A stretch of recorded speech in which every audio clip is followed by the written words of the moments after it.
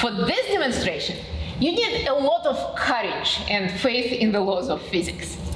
I have here a paper cylinder left over from a roll of toilet paper, and I have a raw egg.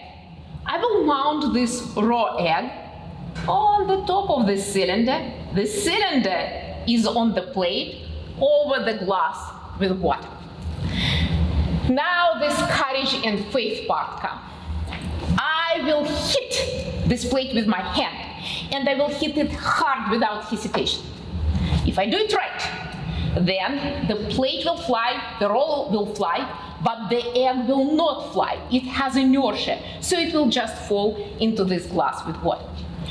If I lose my confidence in physics, and I don't hit it hard enough, then this plate will fly too slow. The egg will fly away, and I'll create a mess. Let's see what I can do. Ready? 1, 2, 3.